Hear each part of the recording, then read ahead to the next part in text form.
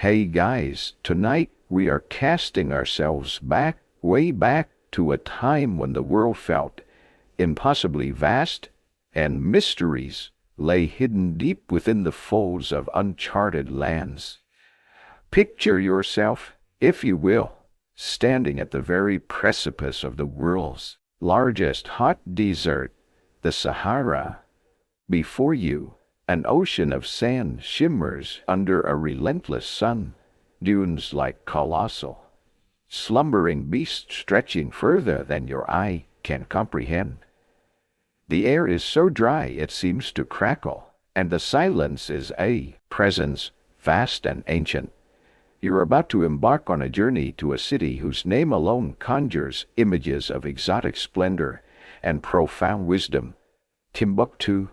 It's a place that, for centuries, was more myth than reality to much of the world. A legendary beacon of scholarship and commerce shimmering in the Sahel. Now, let's be honest. If this were actually you back then, your chances of making it across the Sahara without perishing from thirst, heat stroke, or getting spectacularly lost and ending up as high-quality Tuareg jerky, well, they wouldn't be fantastic. You probably won't survive this, at least not in the historical sense. So, before you get comfortable, take a moment to like the video and subscribe, but only if you genuinely enjoy what I do here. I'd love to see where you're all tuning in from, so drop your location and local time in the comments below. It's always a quiet thrill to see how far these stories travel. Now, dim the lights, my beat turn on a fan for that soft background hum, and let's ease into tonight's journey together. Your journey begins not with a bang, but with a whisper of wind across the dunes, a soft sigh from the ancient land itself. You're part of a caravan, a straggling line of humans and camels, the ships of the desert, moving with a rhythm that seems as old as the sand itself. Around you are the Tuareg, the famed blue-clad nomads of this unforgiving expanse, their faces mostly hidden by indigo veils, their eyes missing nothing. They are your guides, your protectors, your lifeline in this amber wilderness. Without them, you'd be a very well-hydrated skeleton in about 2 days. The sun climbs, a malevolent eye in a bleached sky. The heat presses down, a physical weight that steals your breath and saps your will. Each step your camel takes is a slow, swaying lurch, kicking up fine dust that settles on your already parched lips. You try to swallow, but your throat feels like sandpaper. Water is rationed, each sip a precious nectar more valuable than any gold you might hope to find.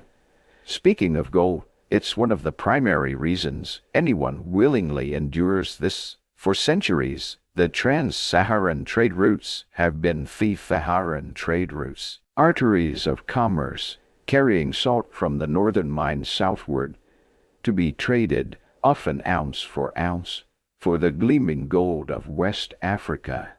This historical fact, the sheer audacity of this gold-salt exchange across such a brutal landscape, fueled empires and eventually, the very city you're heading toward days blur into a monotonous cycle of shimmering heat haze, the endless expanse of sand, and the plodding gait of your camel.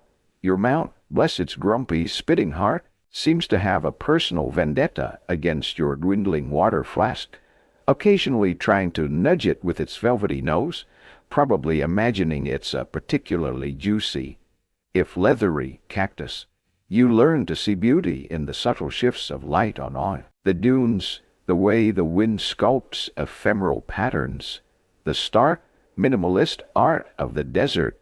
Mirages dance on the horizon, shimmering lakes and cool palm groves that your restaurant body yearns to, that your desperate body yearns to believe. It's a cruel trick, and you wonder how many have chased such phantoms to their doom. Navigation is an art form here. Your Tuareg guides read the land like an open book.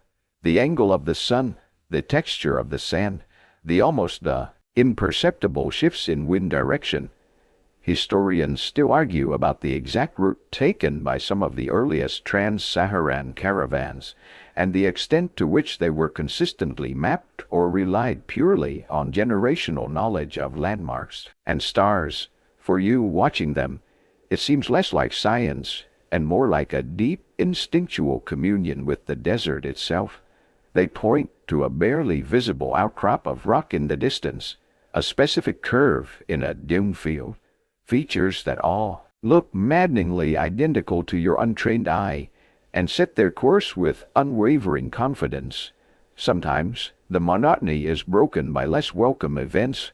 A sudden sandstorm can whip up with terrifying speed, the sky turning a sickly yellow-brown as a wall of stinging, blinding sand engulfs the caravan.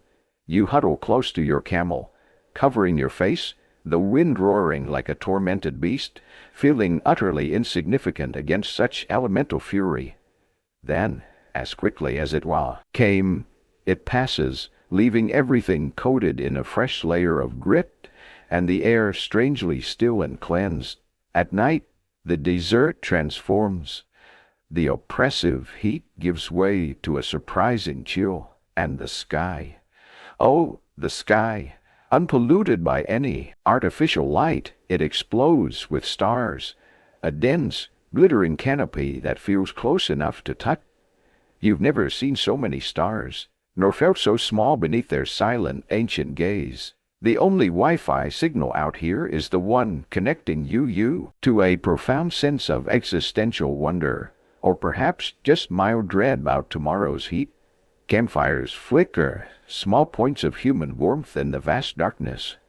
The Tuareg share stories, their voices soft and rhythmic, blending with the occasional soft snort of a camel or the crackle of the flame. It's during these quieter moments that you might learn some of the desert's more peculiar secrets. For instance, you might overhear a casual mention that some early desert travelers, perhaps lacking your sophisticated modern sensibilities about SPF, purportedly used dried crocodile dung as a form of sunscreen. Apparently, it was also thought to ward off less tangible threats. Like evil spirits, you make a mental note to stick to your wide-brimmed hat and maybe just hope the spirits are having an off day. Chanel No. 5. It most certainly was not. Slowly, almost imperceptibly, the landscape begins to change. The dunes might become slightly less towering. Interspersed with patches of hard-packed earth, you spot a hardy, scrubby bush, then another. These are the subtle signs that you are approaching the Sahel, the transitional zone between the Sahara proper and the more fertile savanna to the south. A faint, almost imperceptible scent of vegetation, of life, tickles your nostrils, a promise of what lies ahead. Your heart, weary from the relentless emptiness, quickens with a flicker of anticipation. Timbuktu is no longer just a name, a distant legend whispered by firelight. It is becoming a destination, a tangible goal at the end of this immense, sandy trial. The journey has stripped you down, tested your limits, but with each sunrise, you are one step closer to the fabled city of scholars, the heart of an intellectual world you can barely yet imagine. That faint scent of vegetation, the one that had your weary heart doing a little jig, grows stronger with each plodding step of your camel.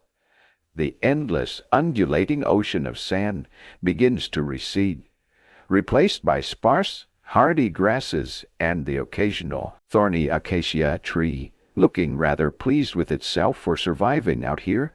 Your Tuareg guys, their usually impassive eyes perhaps showing a hint of, well, if not excitement, then at least the professional satisfaction of a job nearly done, point towards a smudge on the horizon. At first it's indistinct, a mere shimmer in the heat haze, but slowly, agonizingly slowly, it resolves itself into the unmistakable silhouette of a settlement. European myth, let's manage expectations here, but a sprawling collection of earthen structures, a testament to human tenacity at the edge of the world's largest oven. After weeks of seeing nothing but sand, Your camel's rather uninspiring backside and the occasional mirage that promised a five-star resort, only to deliver more sand. Even a sprawling city of mud brick starts to look like Manhattan. As you draw closer, the sounds begin to reach you. A low hum at first, then thief, distinct bleating of goat, the braying of donkeys, the distant rhythm of a drum, and human voices, a multitude of them. A symphony of languages you can't yet place. The smells, too, are a dramatic shift from the sterile scent of the deep desert. Here it's a rich, earthy aroma, a compound of wood smoke, livestock, cooking spices, and the undeniable fragrance of 1,000 people living in close proximity. It's not exactly fields of lavender, but it's the smell of life, of community. A welcome change from the faint, lingering scent of your own, by now, quite potent travel aroma, and the memory of that crocodile dung sunscreen discussion, which suddenly doesn't seem quite so outlandish if it masks other, more immediate, personal clouds of experience. You pass through the city's indistinct outer limits, where nomadic camps still dot the landscape. Their inhabitants eye your caravan with a mixture of curiosity and calculation. Then you are truly within Timbuktu itself. The street, if you can call them that, are narrow, winding alleyways, more like sandy canyons between the high walls of courtyard houses. Buildings are predominantly made of banko, a mixture of mud and chopped straw, giving the city a uniform ochre hue that glows warmly in the afternoon sun. Some of the more substantial houses, you notice, feature rather elaborate wooden doors, intricately carved, and heavy-looking locks. These aren't just for keeping out the riff-raff, they're status symbols. You learn later that some of these Timbuktu locks and keys were, and in some families still are, prized heirlooms, their designs sometimes representing family histories, proverbs, or even acting as a kind of silent commentary on the owner's standing in the community. Forget a fancy car. A big, complex lock was the way to show you'd arrived. The sheer, unadulterated busyness of the place is overwhelming after the profound silence of the Sahara. Merchants shout their wares from crowded market stalls, laden with dates, cola nuts, grains, vibrant textiles, and crafted goods. Donkeys, seemingly with minds of their own, jostle for space with pedestrians. Children dart underfoot, their rays, laughter echoing off the mud walls. You see people of all shades and attires. Songhai locals with their proud bearing, Moorish traders from the north in flowing white robes, Bambara, Fulani, and Soning peoples from the south and west. Of course, your Tuareg guides, who now seem to navigate these urban canyons with the same effortless skill they displayed among the dunes. This city is a true crossroads, a melting pot, where different cultures, languages, and ideas converge. Its ideas converge, primary terminus for the vast network of trans-Saharan trade routes, a place where fortunes in gold, salt, and sadly, enslaved people were made and lost. But alongside these material goods, something else of immense value was being exchanged. Books and knowledge. Historians still debate the exact population size of Timbuktu at its zenith, with some estimates suggesting tens of thousands, perhaps even rivaling some contemporary European cities, while others are more conservative. Whatever the precise numbers, it's clear this is no sleepy backwater. It's a vibrant, thrumming hub. You try to haggle for a juicy-looking date from a market vendor. The fruit, mind you. Let's keep things strictly historical here, and quickly realize that your desert-honed bartering skills, mostly involving pleading with your camel not to eat your hat, are hilariously outmatched by these seasoned professionals. They could probably sell sand back to the Sahara at a profit. Not just the commerce that strikes you. There's an undercurrent, a palpable sense of intellectual vitality. You see men gathered in shaded courtyards, engaged in animated discussion, not about the price of salt, but about points of law, theology, or philosophy. You pass a doorway from which emanates the rhythmic chanting of students reciting texts. Books, meticulously handwritten and bound in leather, are displayed with reverence by certain merchants, not just as commodities, but as treasures. Respect for learned individuals, for scholars and teachers, is woven into the very fabric of this society. The local fashion, you observe, involves a great deal more flowing fabric and intricate embroidery than your now rather fragrant and minimalist desert chic ensemble, which mostly screams "I survived." Just barely. You make a mental note to acquire some new threads, perhaps something that doesn't carry the olfactory signature of 3 weeks on a camel. The wealth here isn't ostentatious in the way of stone palaces and glittering jewels, but it's tangible in the quality of goods, the vibrancy of the markets, and the resources available to support such a large non-agricultural population, including a significant scholarly class. This city, built on the edge of an inhospitable wasteland, thrives not just on gold, but on the currency of ideas. You begin to understand that Timbuktu's true treasure isn't just buried in vaults, but housed in its libraries and in the minds of its people. The journey was brutal, a true test of endurance. But as you stand amidst the controlled chaos of this remarkable city, a sense of awe begins to replace the weariness. You've arrived at a place that will challenge your perceptions and expand your understanding of what a center of civilization can be. The air itself seems to hum with untold stories and ancient wisdom. And you're eager, despite your aching bones and dust-caked everything, to discover more. That initial awe you felt standing amidst the hubbub of Timbuktu's marketplaces begins to crystallize into a more focused curiosity.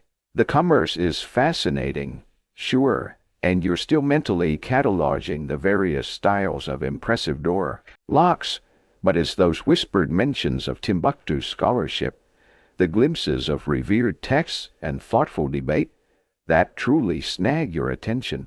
After the sensory deprivation of the desert, followed by the sensory overload of the city's commercial heart, you find yourself craving something quieter, more profound, perhaps. You decide it's time to seek out the source of this intellectual reverence, the legendary Sankor. Asking for directions isn't as straightforward as pulling out a smartphone, obviously, but through a combination of earnest pointing, attempts at newly learned Songhai pleasantries, which probably sound like you're choking on a particularly dry date, and the universal language of looking, hopefully lost, you're guided through another labyrinth of sandy lane. The sounds of the marketplace gradually fade, replaced by a more subdued murmur.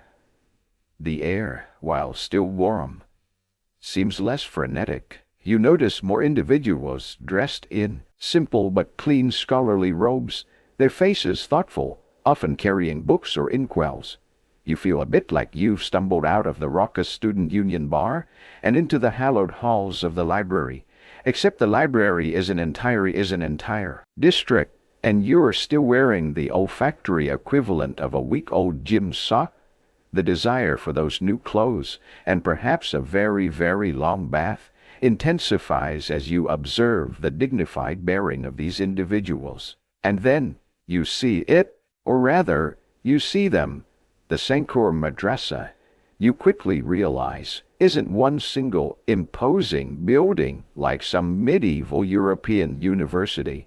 Instead, it's a complex, an area distinguished by its principal mosque, the Sankor Mosque itself, with its distinctive pyramidal minaret made of mud brick, looking like an ancient earthen rocket ship pointing to the heavens. Clustered around it, and in the surrounding neighborhoods, are numerous other mosques, schools, and private homes that double as centers of learning. This whole quarter of the city seems dedicated to the pursuit of knowledge. It's one part of what historians refer to as the University of Timbuktu, a collective that also includes the major mosques of Af, Shangreber, and Sidi Yahya. This wasn't a university with a central admissions office or a grumpy dean you had to avoid. It was a decentralized network of independent masters and their circles of students, a vibrant ecosystem of scholarship. The atmosphere here is palpably different. There's a quiet intensity, a focused energy. You see groups of students, young and old, seated in circles around a teacher in a shaded courtyard or within the cool interior of a mosque.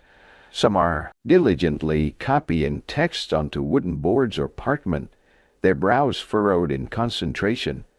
It makes your own youthful complaints about too much homework, probably scrawled into a mass-produced notebook with a ballpoint pen, seem rather trivial. At least you didn't have to make your own ink from soot and gum Arabic, a process that was both an art and a science. The scholars themselves are a diverse group. Many are local Songhai or Tuareg, but you also spot individuals with the features of people from further north in the Maghreb, from Egypt, even whispers of some from as far as Andalusia or the Arabian Peninsula. Brilliant minds truly did converge here, drawn by Timbuktu's reputation as a beacon of learning and learning. Islamic world. They discuss, debate, and dissect text with a passion that's almost tangible.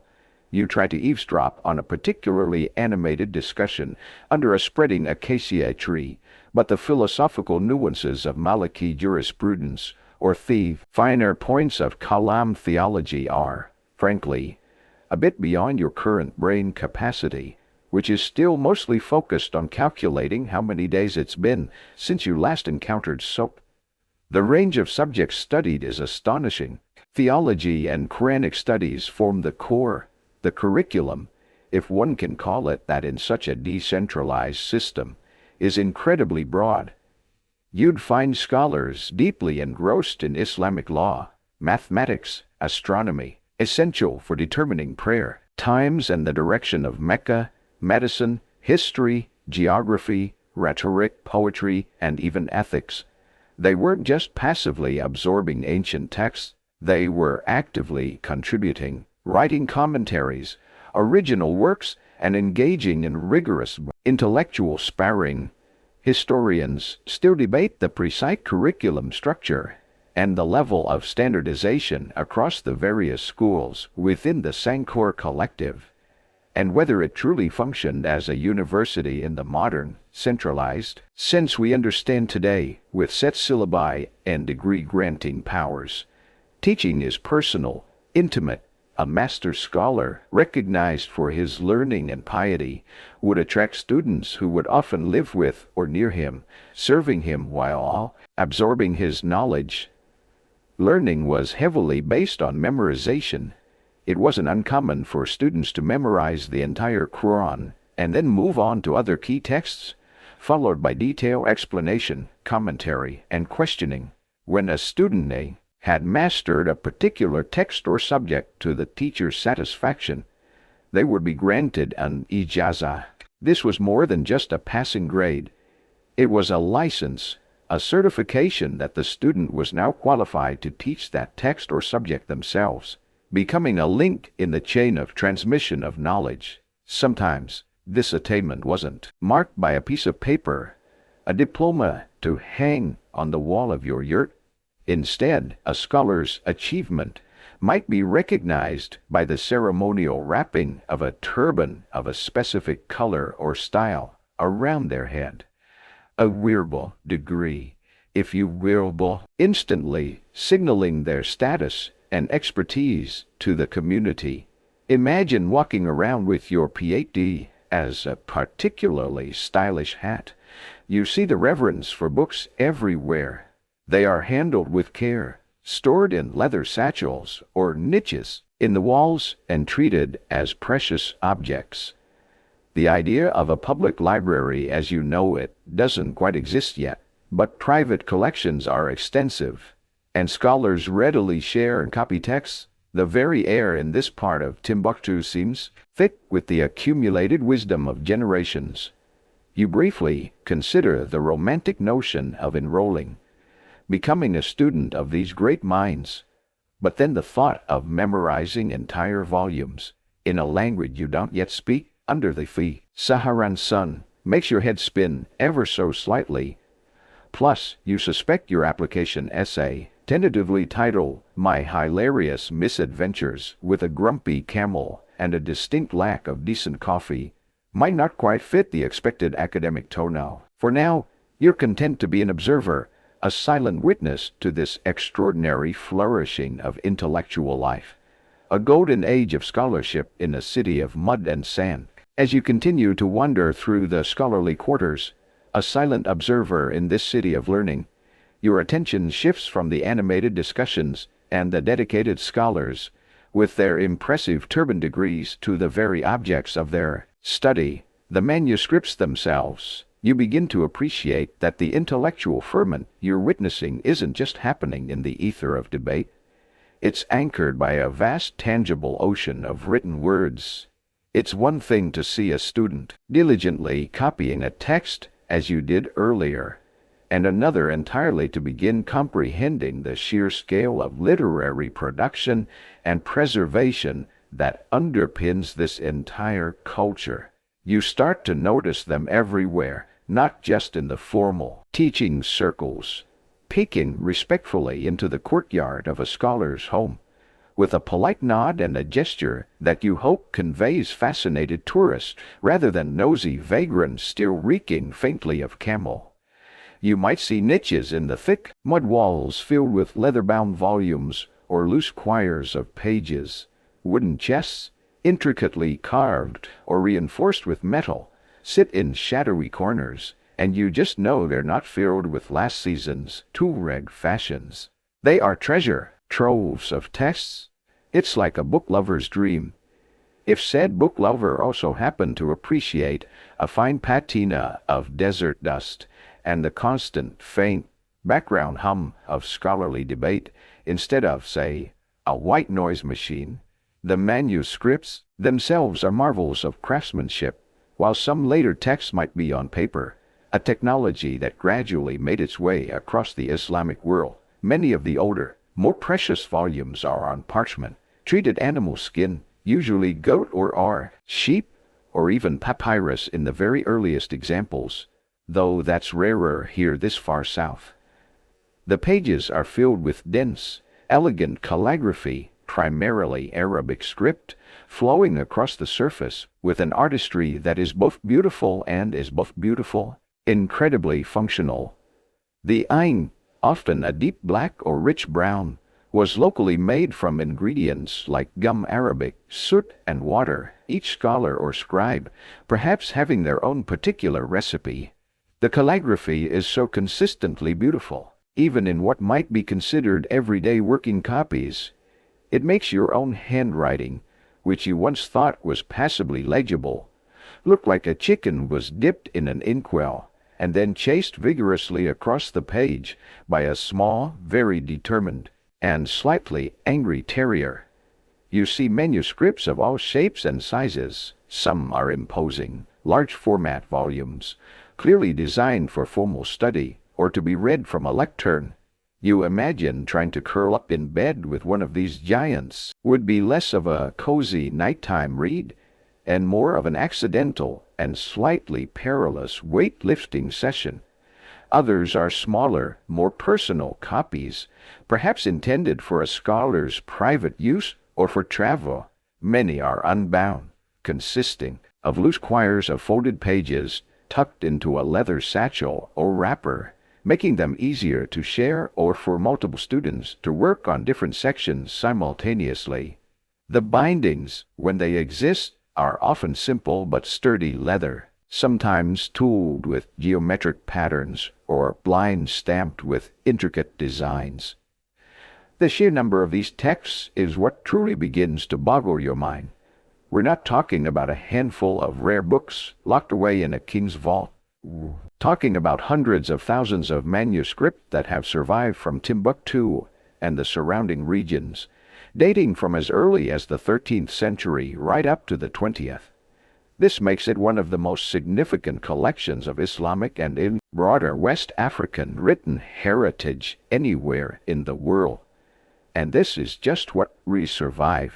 There is an ongoing scholarly debate regarding the exact number of manuscripts that originally existed in Timbuktu at its peak, with some scholars and local traditions suggesting that what we have today is only a fraction, perhaps a small one, of a much, much larger corpus.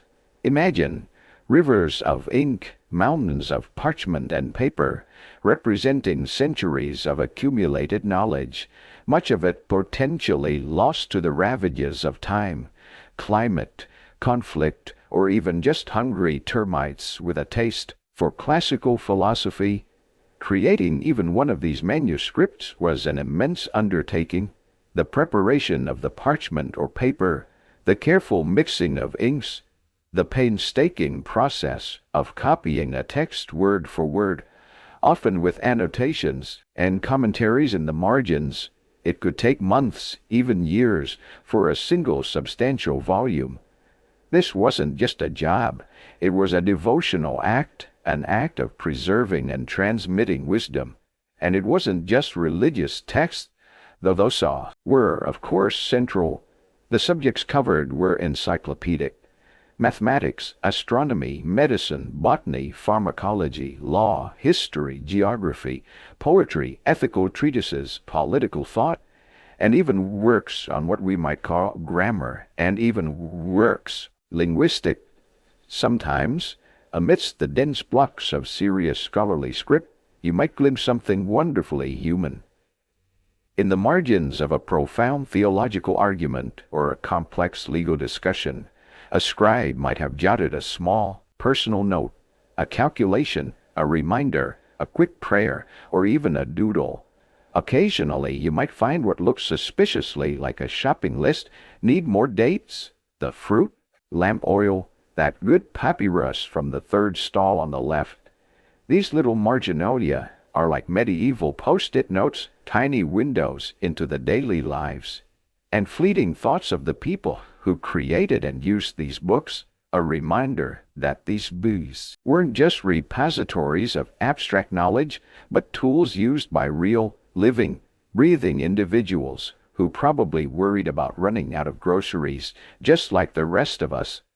The preservation of these delicate items in Timbuktu's harsh climate, extreme heat, dry air alternating with occasional humidity, and the ever-present threat of insects, was a constant challenge. Many manuscripts were stored in those wooden chests or kept in leather satchels, offering some protection. Families passed them down through generations, guarding them as their most precious heirlooms, more valuable than gold.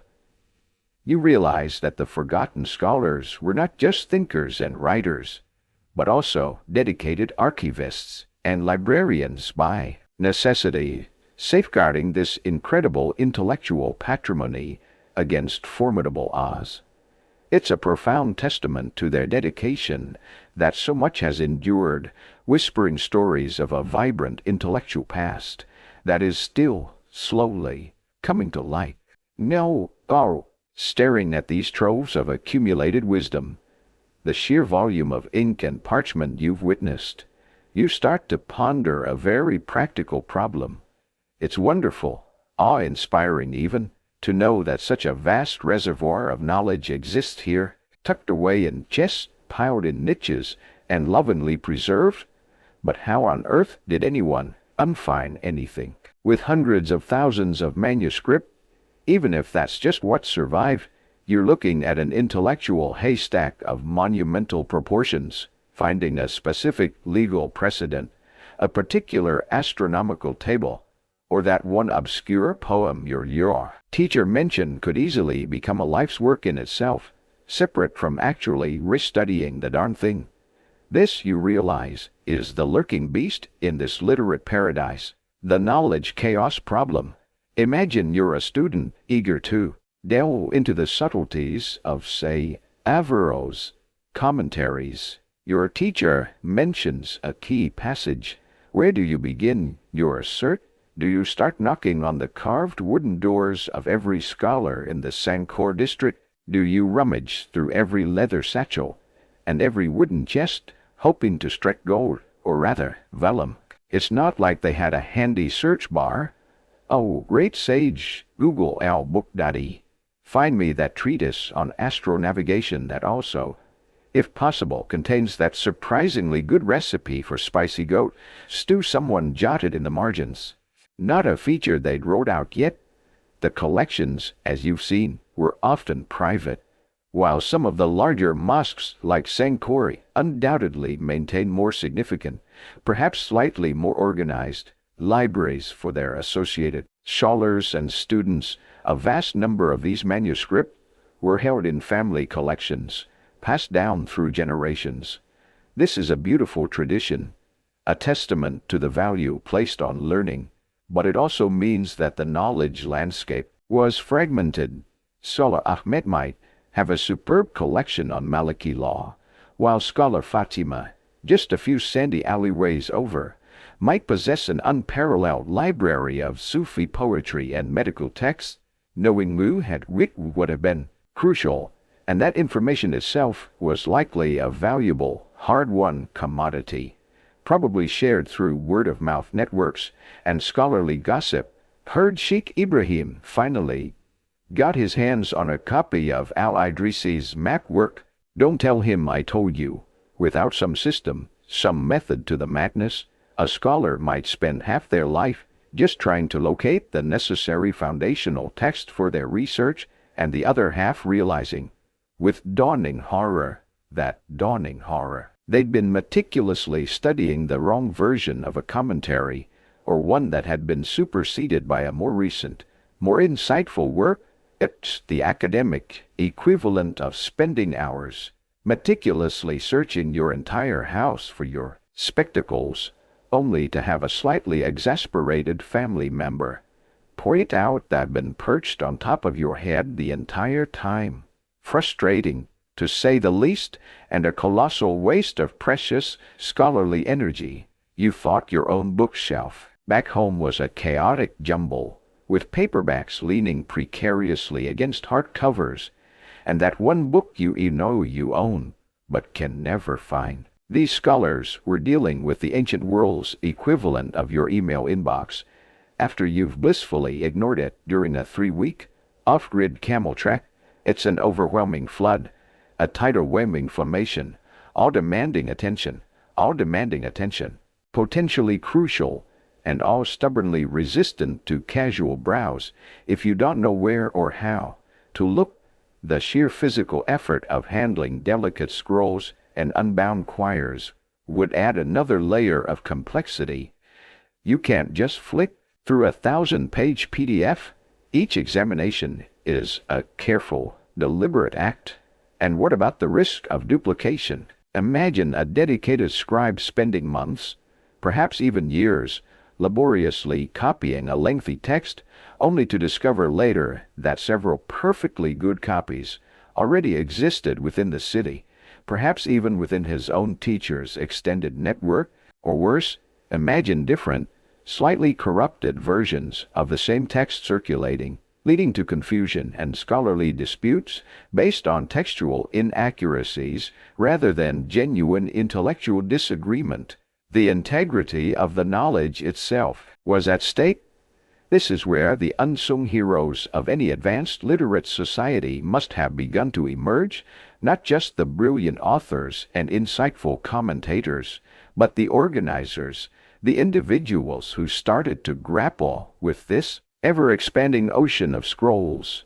Historians still debate how widespread, truly systematic cataloging was, particularly within the myriad smaller private collections, versus a primary reliance on personal memory, apprentices learning the locations of texts over years, or various ad hoc organizational schemes that might have been unique to each household or teaching circle. Did they stack them by subject, by author, by size, by how likely they were to be nibbled on, by discerning termites with a penchant for ancient wisdom, Some scholars were known to be incredibly protective of their literary treasures, and for good reason, given the effort involved in their creation or acquisition. You hear whispers that it wasn't unheard of for a scholar to inscribe little warnings or even mild, tongue-in-cheek curses in the fly-leaves of their books to deter borrowers who might be, shall we say, a tad forgetful about returns, something along the lines of, "My, he who steals or fails to return this humble volume, be plagued by 1,000 particularly itchy camels, and find sand in his cuscus for a year." A bit more creative than a library fine, you have to admit, but even with such colorful deterrents, the fundamental problem remained.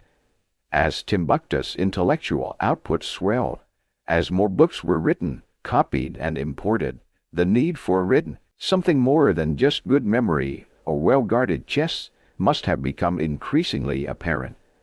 The very success of its scholarly culture was generating a crisis of information management.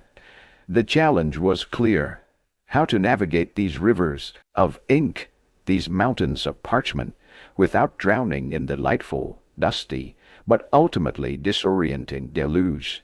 Their surprisingly advanced solutions are just around the corner in our story. So, faced with this rising tide of parchment and paper, this glorious but potentially overwhelming deluge of knowledge, you've been witnessing what's a scholar or a diligent scribe to do. You can't just sigh, throw your hands up, and let the termites win. Though on particularly frustrating days, that option might have seemed tempting. No, human ingenuity, especially when faced with a problem that involves beloved books, tends to find a way, even if it starts with baby steps. You can almost picture those early efforts, the first glimmers of organization emerging from the charming chaos of those private Timbuktu collections.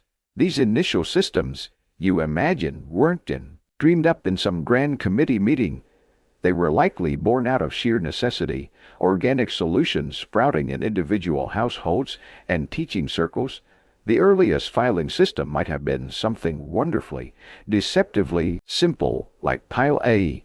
Super important stuff I need daily, like that commentary on jurisprudence, or the text with the really good arguments against my rival's theological positions.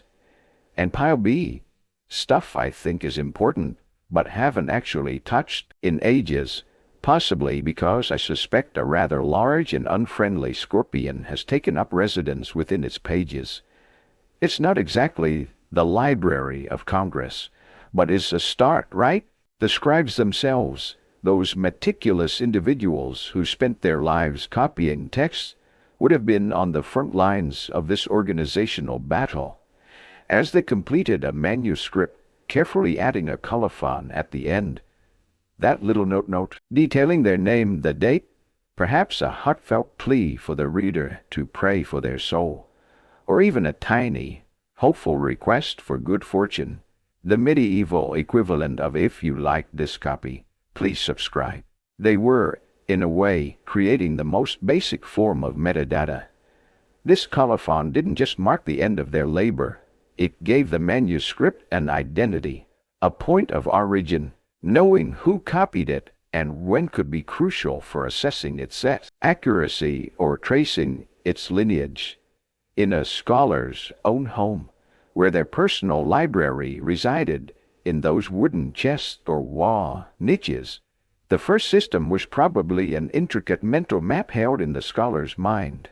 They knew their collection intimately. The treatise on the astrolabe? Yes, that's in the third chest from the left, under the collection of pre-Islamic poetry. Just next to that rather scandalous satire I keep hidden from my more conservative students. This works beautifully until the collection grows beyond a certain point, or until the scholar, alas, is no longer around to consult their internal GPS. Imagine a student trying to find a specific text after their master has passed on. Now, did he say it was under the prayer mat inside the spare ceremonial turban, or did he lend it to Uncle Yusuf, who swore on a stack of holy books? Which, come to think of it, Uncle Yusuf also borrowed. That height returned it by the sighting of the new moon 3 seasons ago. Clearly, something more robust was needed. One of the most intuitive early steps would have been keeping associated texts together. If you have a primary work of theology, it makes sense to store its major commentaries nearby.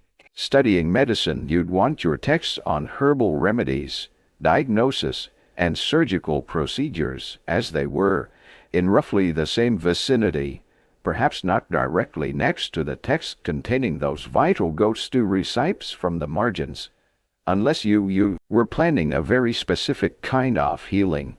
This thematic grouping, even if informal, would have been a significant leap forward from just random piles. Then there's the simple inventory list. Just knowing what you gihai was a critical first step. A scholar might create a handwritten list of their books, perhaps with brief notes on the author or subject. This wouldn't tell you where each book was, necessarily, but it would prevent you from, say, commissioning a scribe to copy a text you already owned but had forgotten about, hidden deep within chest number 4, also known as the abyss of good intentions. It would also be rather handy if you were thinking of adding one of those itchy camel curses to your books. You'd need a list to know which missing scroll to direct your righteous indignation towards. These early methods were often surprisingly simple, relying on common sense and the physical characteristics of the manuscripts or their storage. Perhaps one scholar used different colored leather satchels for different subjects, or designated specific shelves in a niche for works by certain esteemed authors.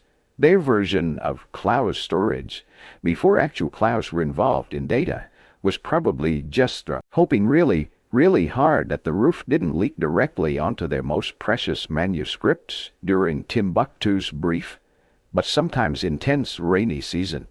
It's important to remember that knowledge of more sophisticated library practices from other great centers of Islamic learning, like Baghdad, Cordoba, or Cairo, wasn't entirely cut off from Timbuktu.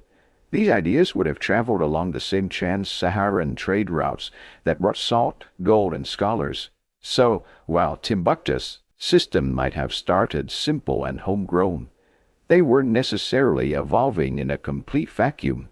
Scholars continue to explore the extent to which these practices from larger, more centralized Islamic libraries directly influenced the more decentralized, family-based collections in Timbuktu, and how quickly or in what adapted forms such ideas were adopted and implemented by individual scholars and their scribes. These initial attempts at organization, however humble, were the crucial foundation upon which more complex systems could be built.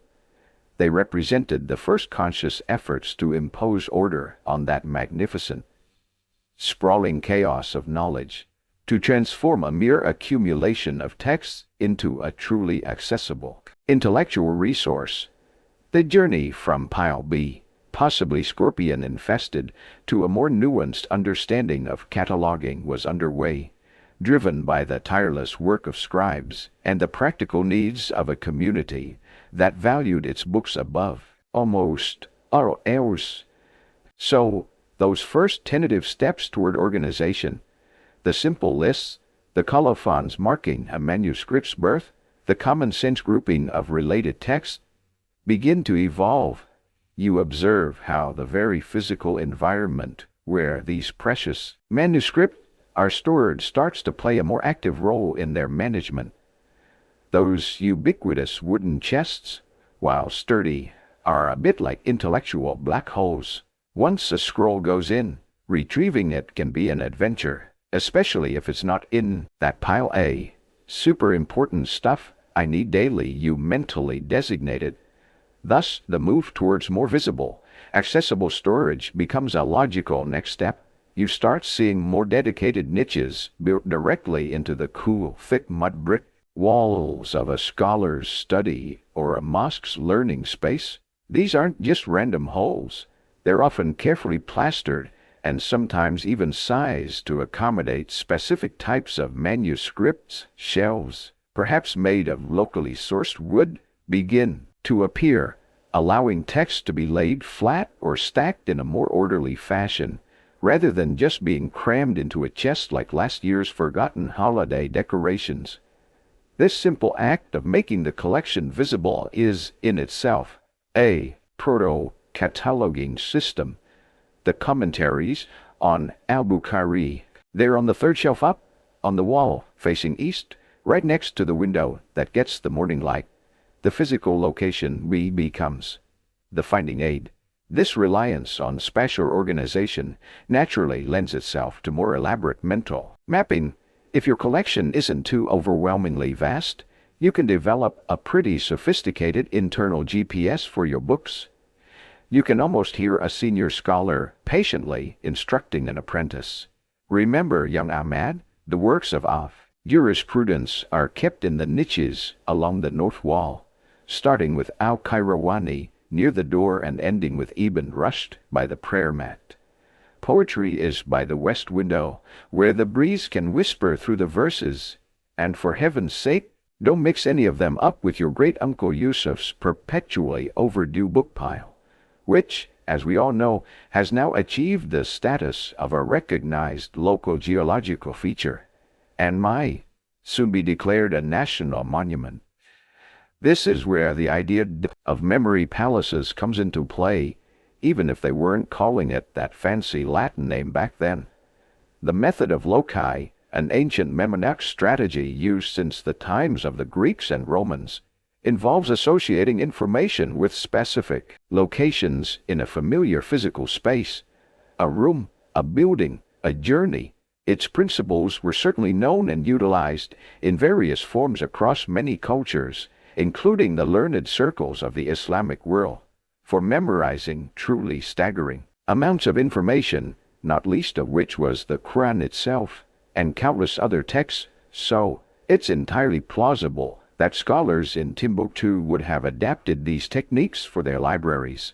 Imagine a scholar creating a mental walkthrough of their study, each distinct feature, a particular carved wooden post, a specific ceramic water jar, a uniquely patterned prayer rug, even that one stubbornly scorpion-infested scroll you've decided to leave well alone in pile B, becomes a hook, a mnemonic peg upon which the memory of a manuscript's location, or even its content, can be hung. The treatise on the medicinal uses of desert herbs. Yes, I picture it resting metaphorically beside the small clay pot where I keep the dried mint. This turns the act of recall into a vivid, imaginative journey. Some scholars might have even taken this sensory association a step further. This is more speculative. It's a delightful thought that perhaps distinctively scented herbs or pieces of aromatic wood were tucked in with scrolls from different subjects to aid olfactory memory. You can almost sniff the air, a faint, lingering aroma of acacia bark. That must mean I'm near the history section, or possibly just near a very enthusiastic termite colony. It's a quirky tidbit to consider, the idea that your nose could help you find a book. If your memory palace for locating critical legal texts involve remembering which specific pile thief or household cat most enjoyed napping on, and thus imbuing with its unique feline fragrance, it was probably a sign that your personal system, while charming, was due for a significant upgrade before anyone else could use it. However, these physical, spatial, and purely mnemonic systems, while ingenious and often deeply personal, have their limitations. What happens when the collection outgrows the available wall space? What if a single manuscript deals with multiple subjects? Does it go with theology, philosophy, or astronomy if it touches on all three? And critically, what happens when the scholar with the meticulously constructed memory palace is away on a long journey, or, more permanently, has shuffled off this mortal coil to debate with the great scholars in the sky? Their intricate mental catalog, alas, often departs with them, leaving their successor to stare blankly at the shelves, wondering if Plato was filed under P or perhaps under that scroll that looks a bit like a sleeping desert fox. The extent to which formal mnemonic training was a standardized part of scholarly education in Timbuktu versus the development of more intuitive or personally idiosyncratic memory aids is a subject of ongoing discussion and research among historians of West African intellectual traditions. It was likely a blend, with general principles of memory enhancement being widely understood, while individual scholars refined techniques that best suited their own minds and collections, trying to recall a specific text using only a memory palace, especially after a particularly satisfying and rather heavy lunch of that spicy goat stew you've been hearing about, could potentially lead to some interesting and unexpected cross-references in the heat of the afternoon. Was that Al-Ghazali's argument for the incoherence of philosophers, or the shopping list for more dates, and perhaps a stronger anti-scorpion charm? The mind is a wondrous but sometimes fickle librarian. While these methods of shelves, niches, and memory palaces represented a significant advance over mere piles and hope, the ever-increasing tide of knowledge in Timbuktu was pushing towards even more robust and transferable systems of organization.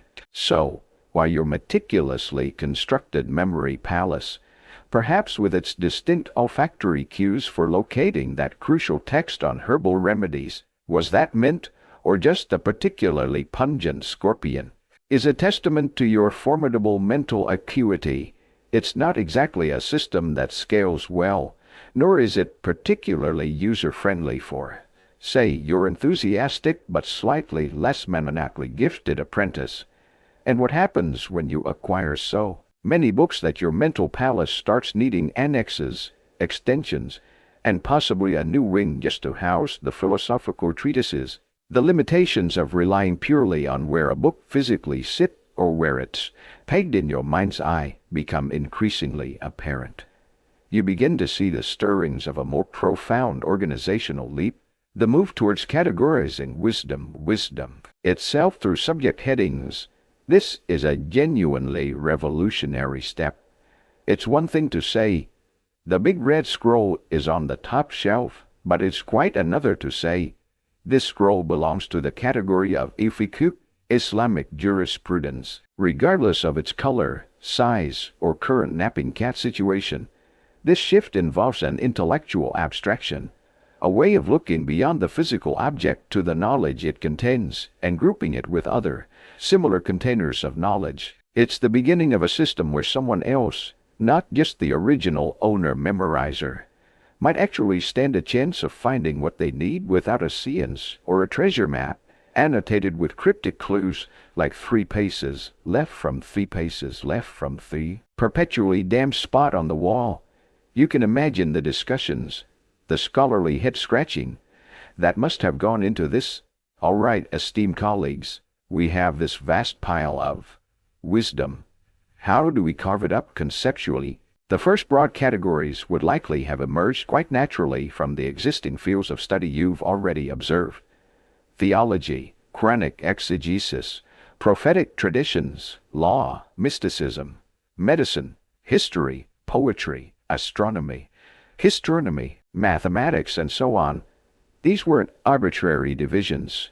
Islamic scholarship already had a long and rich tradition of classifying the various branches of knowledge, with hugely influential scholars like Al-Farabi, Ibn Sina, and Al-Ghazali having developed comprehensive frameworks. Timbuktu's learned men and women would have been deeply familiar with these intellectual structures, adapting and applying them to their own growing collections. Once these broad subject areas were established, however informally at first, you'd start to see them reflected in the physical organization.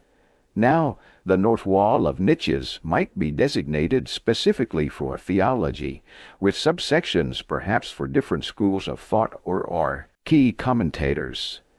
The shelves by the window might become the official poetry corner, no longer just because the light is good for reading odes, but because that's where all poetry now systematically resides. This is a step up from Pile B, Scorpion adjacent literature.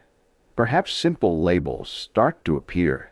A piece of parchment tied to a satchel, a dab of colored pigment on the spine of a more robustly bound volume, or even just a consistent section within those handwritten inventory lists you saw earlier, now dedicated to books of medicine or chronicles of our illustrious rulers and their many, many foibles. You can imagine a young apprentice being sternly instructed, "No, no, young Zaid, that insightful treatise on the complex mathematics of Islamic inheritance law goes under law, not under the informal category you've clearly invented in your head. Coal. Things that make my brain feel like it trying to escape my skull via my nostrils. Though I grant you there's often considerable overlap. The advantages are immediate. Brow becomes more efficient. Text, you now have a designated zone to explore, rather than having to sift through every chest in the house, potentially disturbing Uncle Yusuf's creatively camouflaged collection of perpetually overdue books in the process. Comparative study, having all your legal texts together, allows scholars to more easily compare different opinions and trace the development of legal thought, and crucially, it makes the library more accessible to others.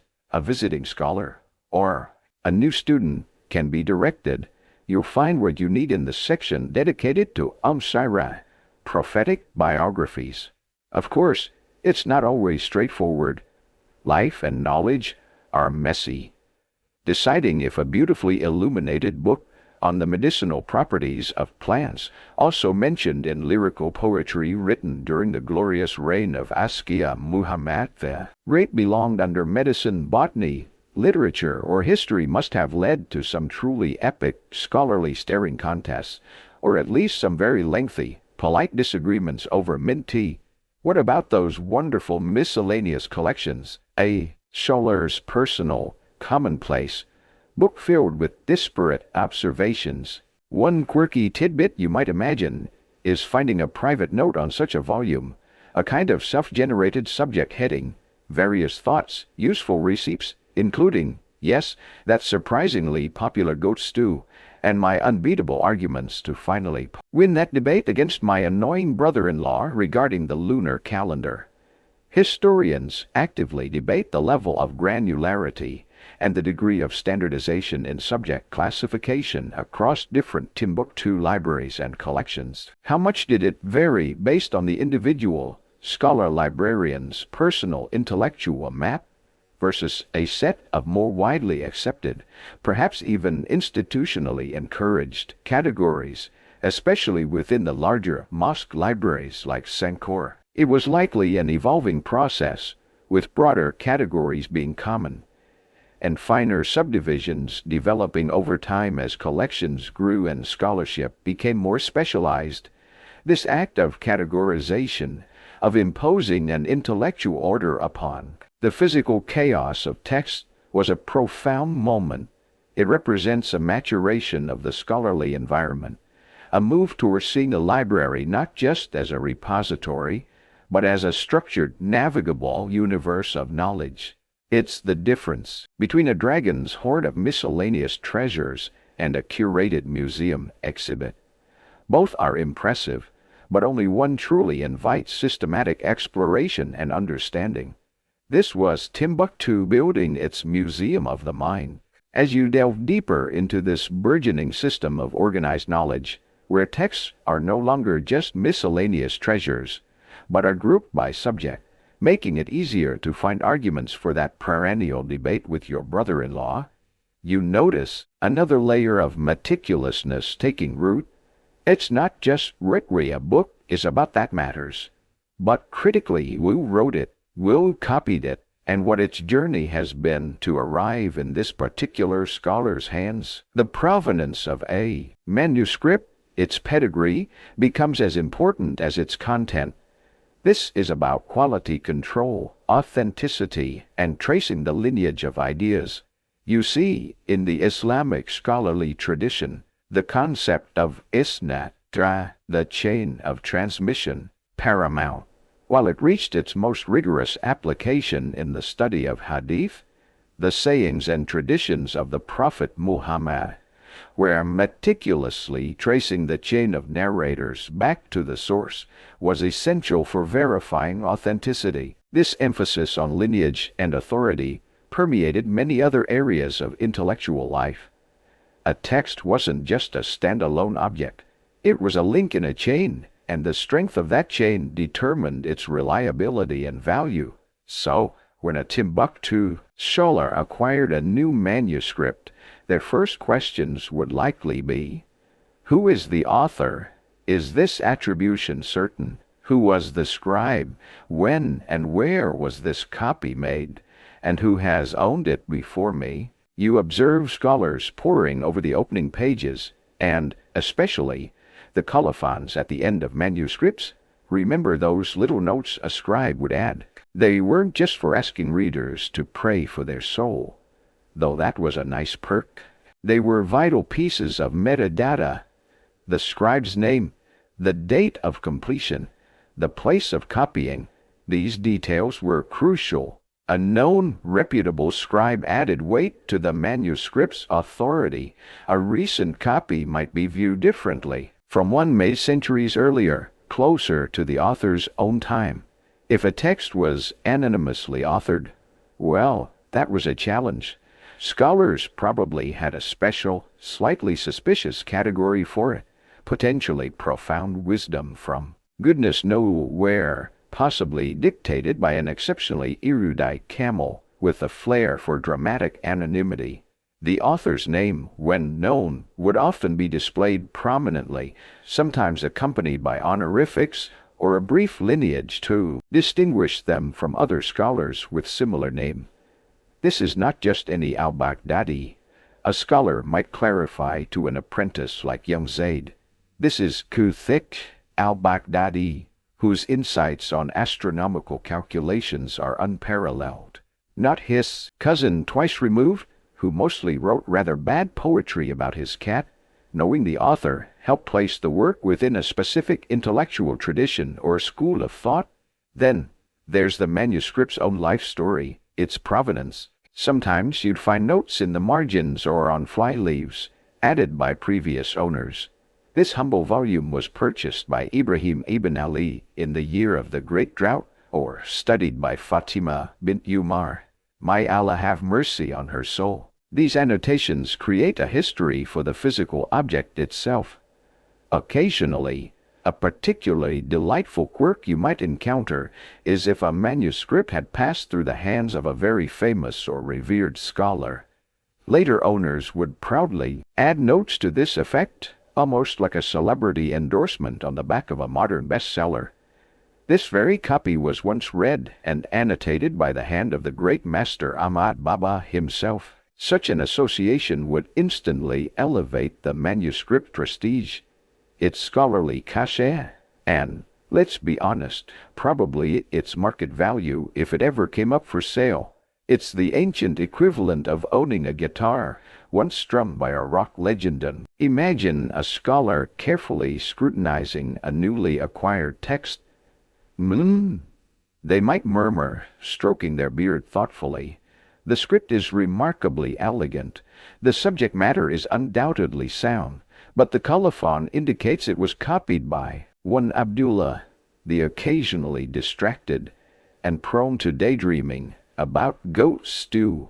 We might need a second opinion on the accuracy of this particular transcription, preferably before young Zaid uses its sturdy cover to prop up that wobbly brazier. Again, authenticity was key.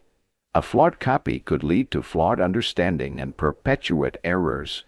This concern for authorship and textual integrity also helped in navigating the thorny issue of multiple versions of a text. Handwritten copies, variations, inevitably crept in.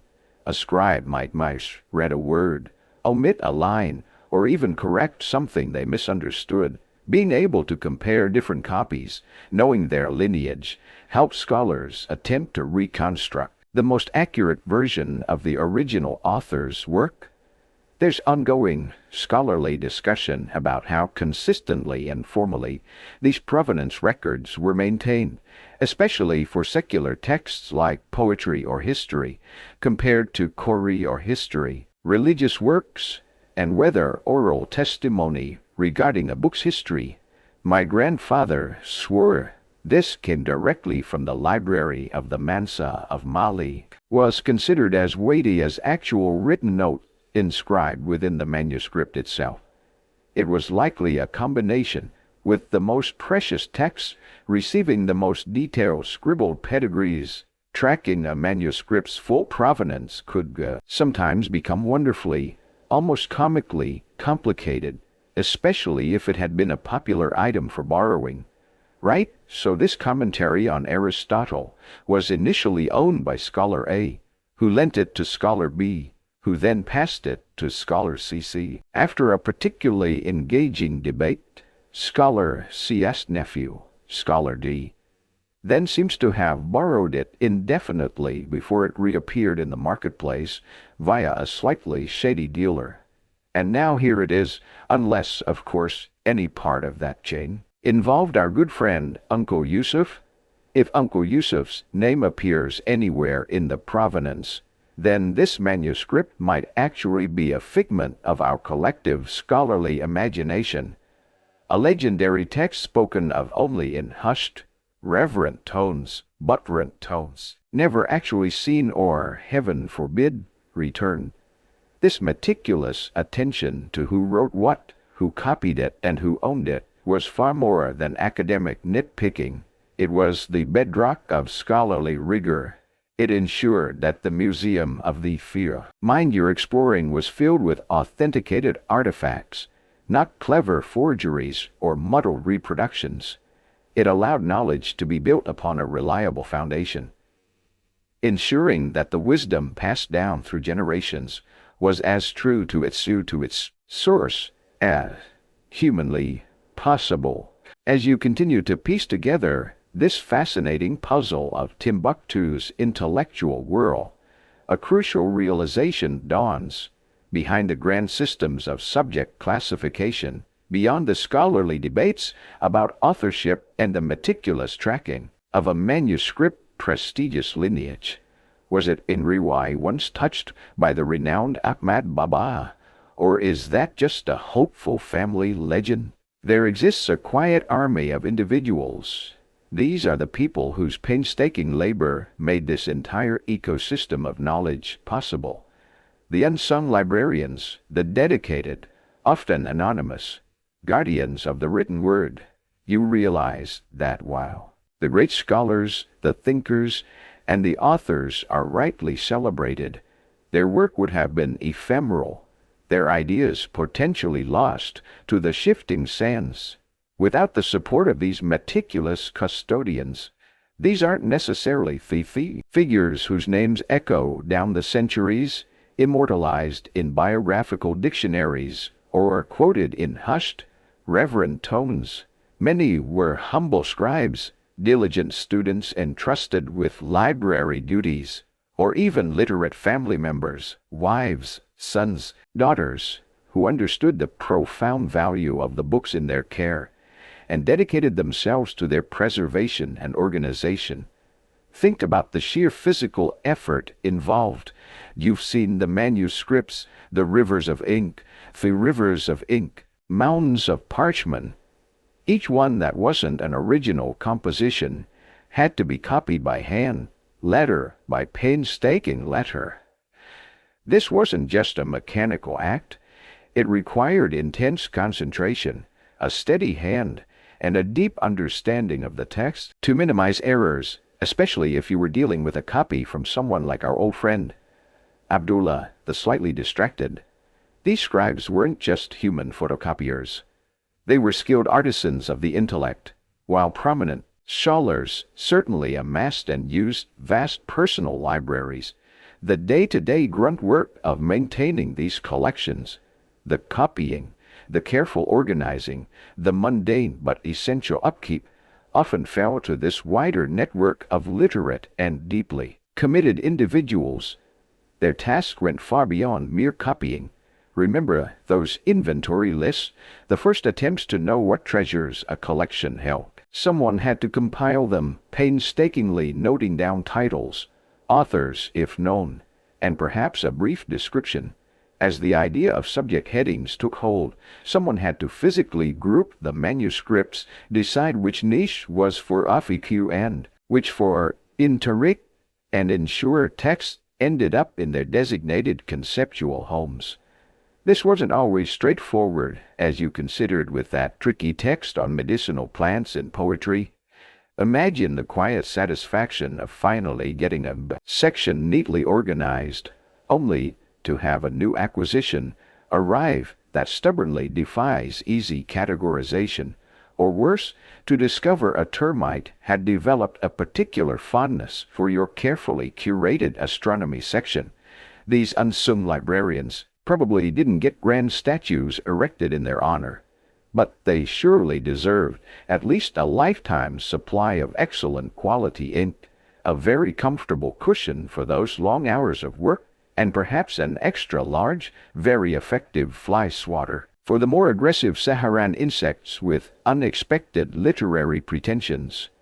Then there was the crucial work of noting authorship and provenance. This involved carefully transcribing colophons, adding notes about previous owners, and perhaps even engaging in a bit of detective work to clarify a muddled textual history, especially if Uncle Yusuf's mythical circulating library was involved. The precise role and level of autonomy these scribes and library custodians had in Timbuktu is a subject of ongoing scholarly interest. Were they always just passive conduits, faithfully executing the wishes of a head scholar, or did they sometimes act as de facto editors, suggesting corrections, making choices about which version of a text to copy, or even subtly shaping a collection through their acquisitions and organizational decisions, particularly if they were managing the library for a less hands-on patron? And let's not forget the constant, unglamorous battle of preservation. In Timbuktu's climate, manuscripts were under constant threat from heat, dust, humidity during the rainy season, insects, and rodents. These guardians of knowledge have been responsible for basic repairs, mending torn pages, perhaps resewing loose quires, ensuring chests were kept dry and secure, and generally doing their best to keep the ravenous jaws of time and nature at bay. You can almost picture their daily to-do list. Agenda for today. Decipher Abdullah, the slightly distracted's latest attempt at a colophon. Recatalogue the entire poetry section after that unfortunate incident involving the leaky roof and a curious goat, and then steel myself to try and gently, ever so gently, retrieve that overdue commentary on ethics from Uncle Yusuf without making direct eye contact or mentioning the word return. Many of these individuals remain anonymous to us. Sometimes a scribe would include their own name in a colophon, but often the work of cataloging, arranging, and mending left no personal mark, no signature. If you stumbled upon a manuscript clearly copied and cared for by Anonymous, the extremely patient and surprisingly underpaid, you'd know you were looking at the handiwork of a true, unsung hero of the Timbuktu library world. It's also important to acknowledge the often invisible role of women within scholarly households. While public scholarly life was predominantly male, many women were highly literate, managed extensive household libraries, and played a crucial part in educating their children and preserving the family's intellectual heritage. They were often the first teachers and the silent, steadfast curators of these precious textual legacies. One quirky tidbit that hints at the individual efforts of these scribes is the occasional discovery of personal shorthand or unique symbols in their private working notes or on draft copies of texts. These weren't part of the formal script, but were idiosyncratic marks, almost like a secret code, perhaps used to speed up the copying process, to note a point for later clarification, or to remind themselves of something specific.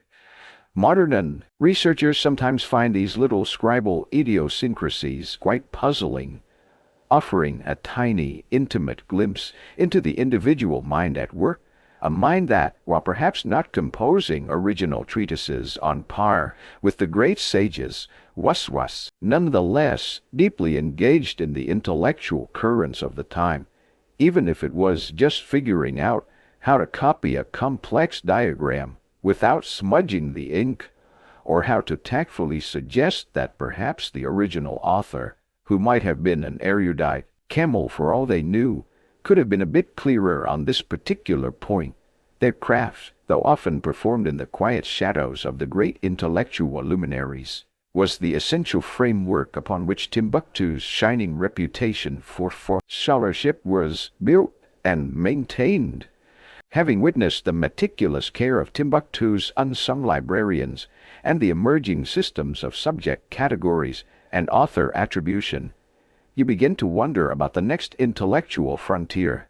It's one thing to be able to find a specific manuscript, say, the one copied by the notoriously creative Abdullah, the slightly distracted and prone to poetic embellishments in legal texts. It's another entirely to connect the ideas within that manuscript to the vast constellation of other writings housed in the city's many collections. How did scholars navigate not just individual books, but the intricate web of arguments, commentaries, and counter-arguments that constituted their intellectual landscape? How did they create those conceptual leaps between different authors and diverse subjects without, Wi-Fi? This is where you begin to see the nascent development of what we, in our digitally saturated age, might cheekily call proto-hyperlinks.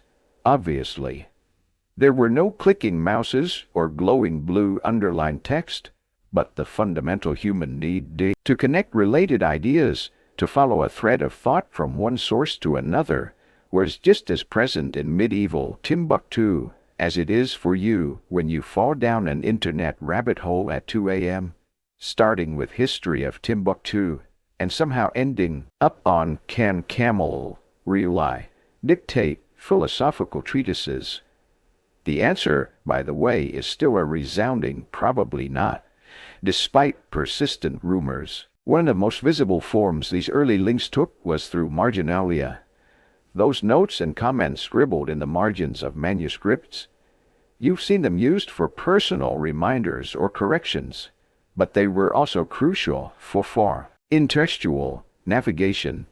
A scholar reading a passage might write in the margin, "On this point, see also the excellent commentary by Al-Suyu'i in his treatise on jurisprudence, folio 12b, or compare this argument with that found in Kitab al-Shifa by Ibn Sina, particularly the section on metaphysics."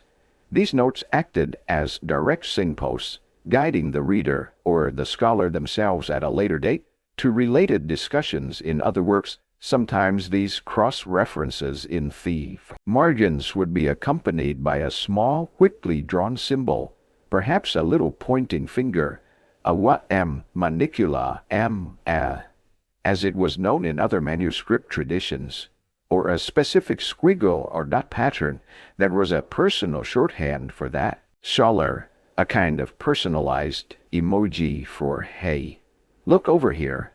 This bit is important," or "This connects to that other thing I was reading last week." Then there were the citation practices embedded within the texts themselves.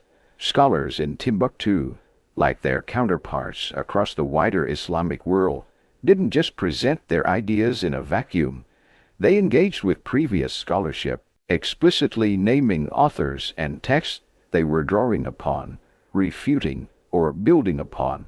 As the learned Al-Maghili has stated in his famous response to the Jews, or contrary to the opinion expressed by Ibn Khaldun in his Muqaddimah, these weren't just academic name-dropping, they were essential for situating their own work within the ongoing scholarly conversation, creating clear threads of influence and debate that a discerning reader could follow. Islamic scholarly tradition placed great value on these chains of citation, the mawashi, marginal glosses, and inshuru, commentaries, creating an incredibly dense and sophisticated network of intertextual references that allowed for complex, multi-layered discourse over centuries and across vast geographical distances. Another fascinating method for linking ideas was the creation of Dichamatmuat, or compilation texts.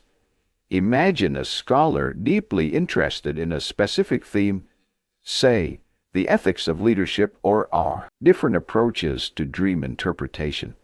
They might gather various shorter text excerpts from longer works or even relevant poems and legal opinions and have them bound together into a single volume. This curated collection itself becomes a new intellectual entity, a thematic pathway through diverse sources, guided by the compiler's scholarly judgment.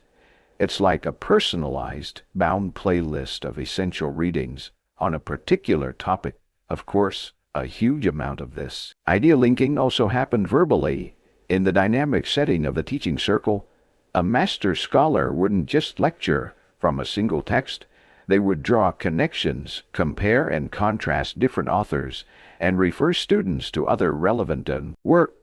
Work we've just read from Al-Ghazali is fascinating, the teacher might say, but I want you now to consider how his argument here differs from the position taken by Averroes, which you'll find in the third scroll on the left in that chest. Yes, the one not currently being investigated by the goat that seems to have developed a taste for our poetry section.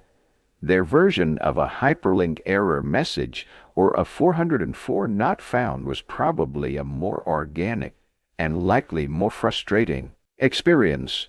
The dawning realization that the cited manuscript, the one that held the key to understanding a complex argument, was missing, perhaps lent to the notorious Uncle Yusuf, and now residing in the mythical archives of his overdue book collection, or worse, discovering that the Abdullah, the slightly distracted, had creatively reinterpreted a key cross-reference, sending the earnest student on a wild goose chase through entirely unrelated theological debates. The extent to which these cross-referencing practices were strictly standardized or formalized, versus being more idiosyncratic to individual scholars or particular teaching circles, especially in the context of Timbuktu's often private libraries, remains an area of lively discussion and ongoing research for historians. Was there a city-wide consensus on how to annotate, or did each scholar develop their own personal linking shorthand, their own mental map of the intellectual universe? It was likely a vibrant mix. You can imagine a scholar's internal monologue while deeply engrossed in research. Right? This argument about the nature of the soul is compelling, but it directly contradicts what's his name. Ah, yes, that fellow from Cordoba. His text should be, let me see, Folio 7 of that manuscript currently propping up the rather wobbly leg of my main prayer stand, or if the ever-acquisitive Uncle Yusuf has somehow borrowed it via trans-dimensional osmosis, I shall have to consult the collective groans of my long-suffering students, who have by now memorized the entire catalog of his legendary literary appropriations, whenever his name is so much as whispered in the archives. Particularly enthusiastic scholar encountered an argument they found especially dubious in another author's work, and scribbled lol in the margin. It probably stood for lamentable outline of logic, or lack of lucidity, rather than the modern laugh out loud, though with some of the more outlandish philosophical theories floating around, perhaps. As we've speculated, even those purportedly dictated by that unusually erudite camel. You could never be entirely too sure.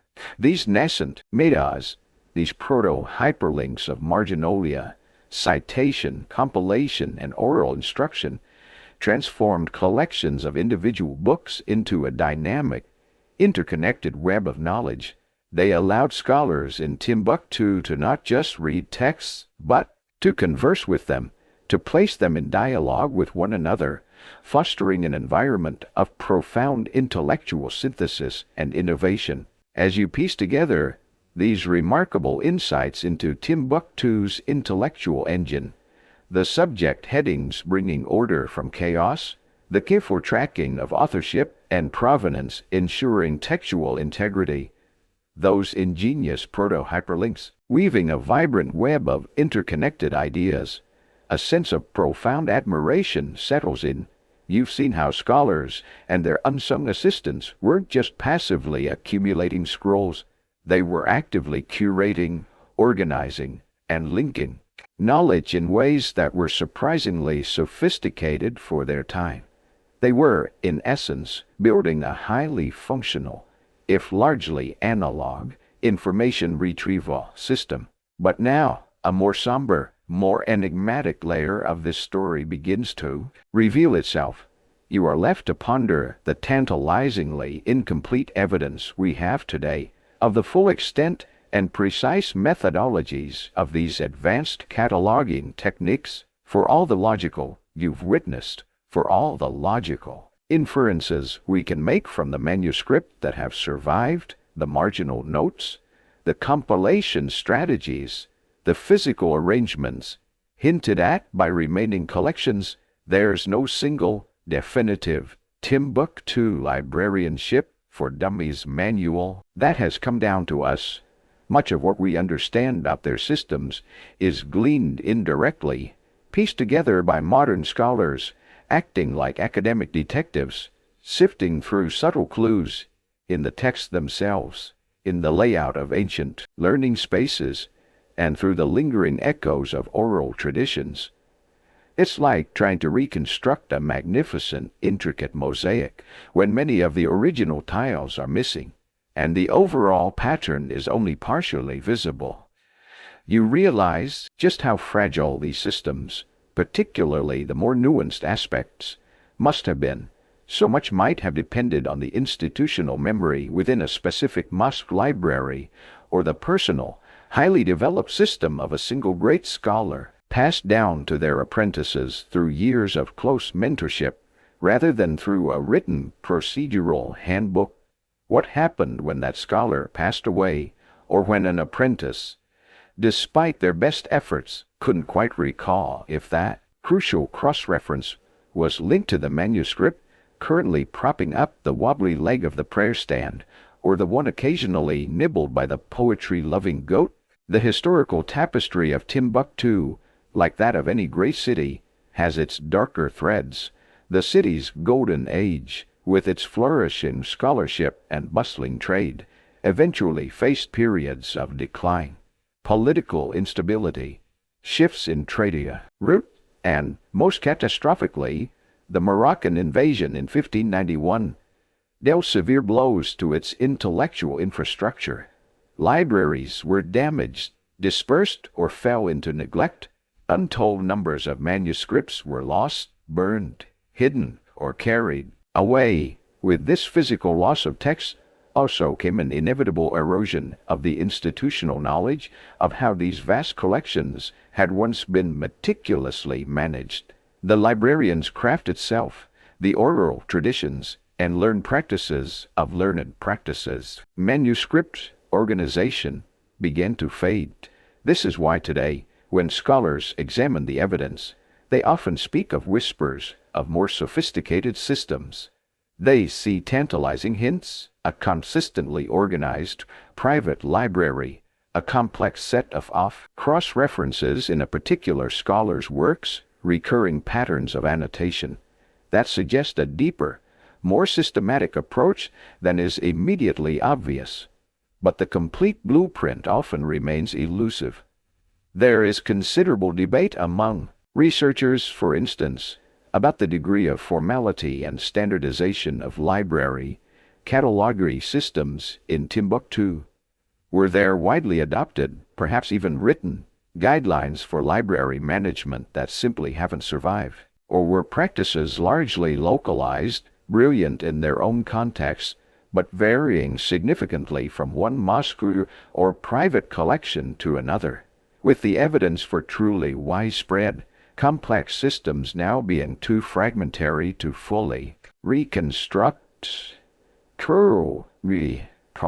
It's like trying to build a life-sized, anatomically correct model of that legendary erudite camel we've joked about, based only on 3 of its shed whiskers, a rather blurry hoofprint found near an old inkwell, and a vague, second-hand description from someone who claimed to have seen it once, at dusk, during a particularly fierce Saharan sandstorm.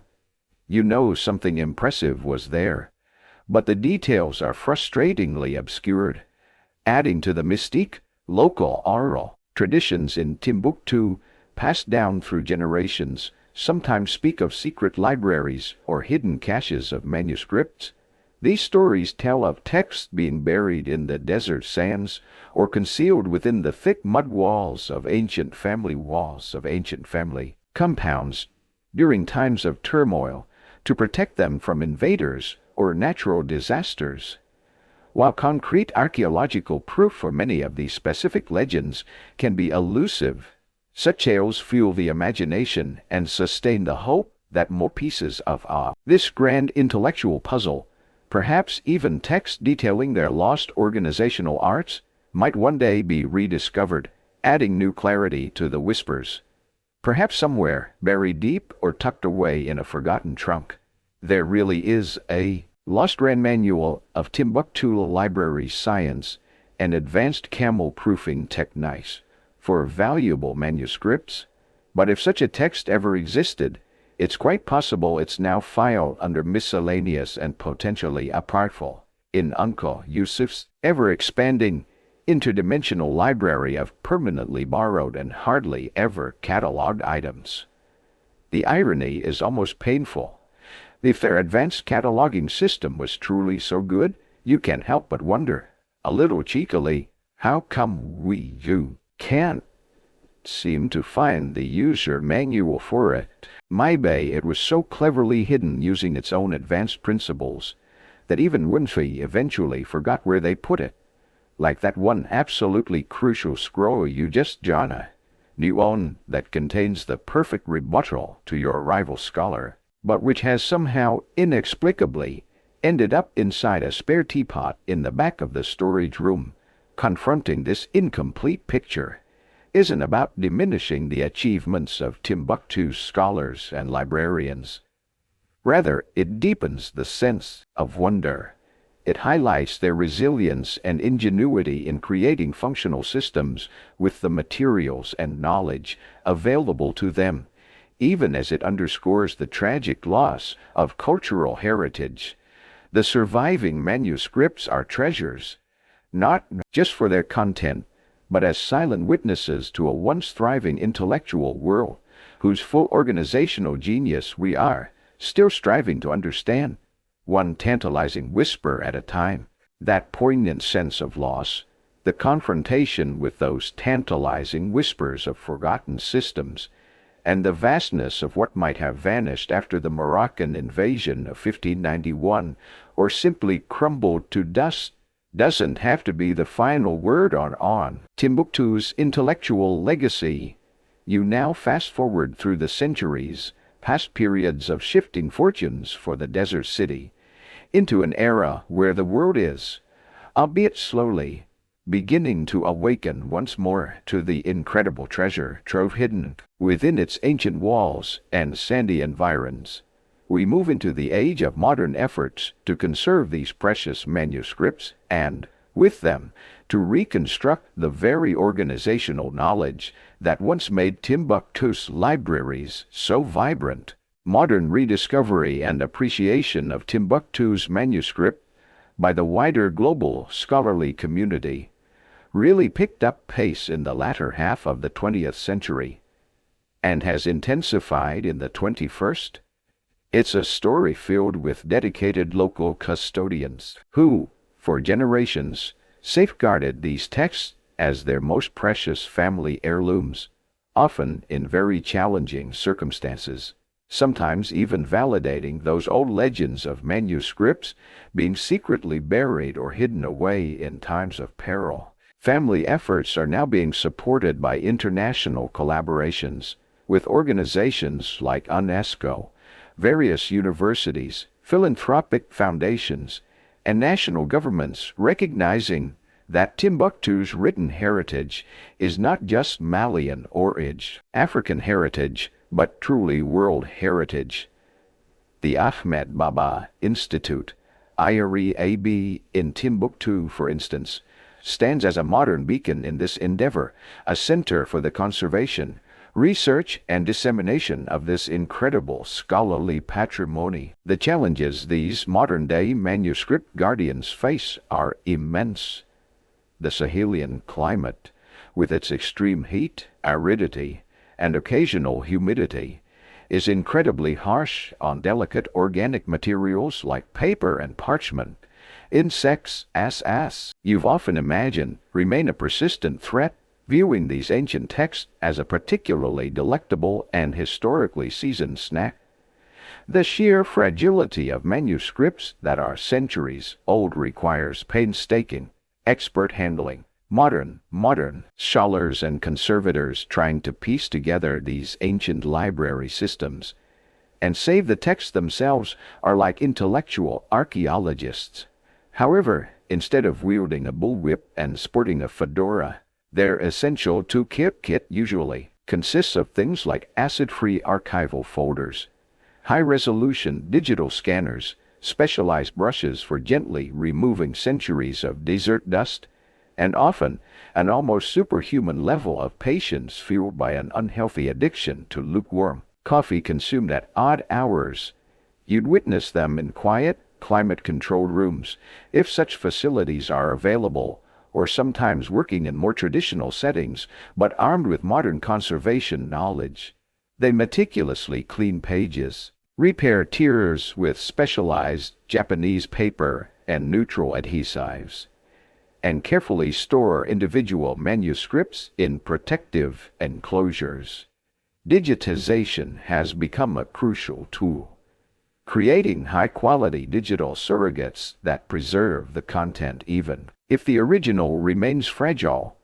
These digital copies also allow for wider access by researchers around the world without requiring them all to make that rather arduous camel journey you experienced earlier. And it's through this intimate, hands-on engagement with the physical manuscript that clues about those forgotten organizational systems continue to emerge. Conservators and codicologists, scholars who study books as physical objects, examine everything. The types of bindings, do certain style correlate with particular subjects or eras? The ordering of quires within a volume, the watermarks on paper, the composition of inks, and of course, those invaluable marginalia and colophons. Sometimes, during the delicate process of conservation, a conservator might find an unexpected, deeply personal item pressed between the ancient pages, a dried desert flower, a single strand of human hair, a forgotten shopping list for couscous ingredients, or perhaps a reminder to pick up more dates, the fruit, written on a tiny scrap of paper centuries ago. These aren't just curiosities. They are tiny, tangible human connections to the past, poignant whispers from the people who once held, read, and cherished these very same books. And occasionally, they same books can even offer subtle clues about a manuscript's history or use. Scholars are also employing the tools of digital humanities, creating databases to catalog the surviving manuscripts, to record their metadata, author, scribe, date, subject, provenance, and to analyze patterns that might not be apparent from studying texts in isolation. This allows them to reconstruct, virtually, the fragmented landscape of Timbuktu's former library collections and to trace the intellectual networks that once thrived there. Imagine a researcher finally exclaiming, "Aha, this particular smudge on page 3 isn't just a random ink blot after all. Its chemical composition is identical to the residue found on several other texts known to have been handled by the notoriously sticky-date, snack-fingered Uncle Yusuf. This manuscript, Ga Tenefrai, passed through his legendary collection at some point, which explains why Folio 7 is missing, and there's a faint outline of what appears to be a half-eaten fig. Of course, even these modern efforts are not without their own debate. There is ongoing discussion, and sometimes vigorous disagreement, among scholars, conservators, and local communities regarding the best methods for manuscript preservation and access in the Sahelian context. How do you best balance traditional, local preservation techniques honed over centuries with the latest advances in modern conservation science? What are the ethics surrounding digitization? Who owns the digital copies? How are they accessed? And how can the benefits be shared equitably, especially with the communities from which these manuscripts originate? These are complex questions with no easy answers. The urgency of these conservation and reconstruction efforts has been tragically highlighted by recent conflicts and extremist threats in the region, which have put these irreplaceable manuscripts at grave risk once again. Tales of daring rescues of manuscript being smuggled out of Timbuktu in ordinary metal footlockers and canoes to protect them from destruction echo the historical accounts of texts being hidden from the Moroccan invasion centuries ago. It's a stark reminder that the fight to preserve this knowledge is an ongoing one. Yet, despite the challenges, the work continues. Each repaired manuscript, each digitized page, each rediscovered author or meticulously traced provenance adds another piece to the puzzle. And who knows, perhaps one day, tucked away in a forgotten chest or unearthed from beneath a centuries-old family home, someone will find that elusive grand manual of Timbuktu library science. If they do, you just know the very first chapter will be titled something eminently practical like Chapter 1, How to Politely and Effectively Retrieve Highly Valued Books from Well-Meaning Friends and Relatives who Mistake the Concept of Borrowing for Permanent Interdimensional Acquisition. The patient work of piecing together the archives, whisper by fragile whisper, continues as you watch these dedicated modern scholars and conservators with their lukewarm coffee and acid-free folders painstakingly piecing together the fragments of Timbuktu's past. You begin to reflect on a broader question: heroic efforts to save the physical manuscripts and understand their internal organization. What is the lasting resonance of Timbuktu's intellectual innovations? Did the sophisticated approaches to knowledge management that blossomed in this Saharan oasis leave any echoes, however faint, in the practices of later libraries and learning centers in other parts of the world? It's a complex question because intellectual influence isn't always a straightforward case of a directly teaching bee, especially across vast distances and cultural divides in the pre-modern era. It's not like a head librarian from Sankore University could just hop on a Zoom call with their counterpart in Renaissance Florence to compare notes on cataloging systems or email a PDF of that much sought-after Grand Manual of Timbuktu Library Science and Advanced Go-Proofing Strategies to the Botlion. The pathways of knowledge transfer were often more subtle, more like a slow diffusion of ideas, carried by traveling scholars, merchants, and the texts themselves as they were copied and transported, sometimes through many intermediary hands. While it's challenging to draw a direct, unbroken line from specific Timbuktu library practices to, say, the library organization of medieval or Renaissance Europe. It's important to remember that Timbuktu was a vital intellectual node within the wider Islamic world. This broader Islamic civilization, during its own golden age, played an absolutely crucial role not only in preserving classical Greek and Roman knowledge, but also in developing advanced scholarly methodologies in fields like medicine, mathematics, astronomy, and, yes, the meticulous study and handling of text. These Islamic scholarly traditions, with their emphasis on textual criticism, detailed commentary, and the systematic organization of knowledge, did eventually filter into Europe, often through vibrant intellectual exchange points in Al-Andalus, Islamic Spain, and Sicily, or via trade route connecting to Italian city-states.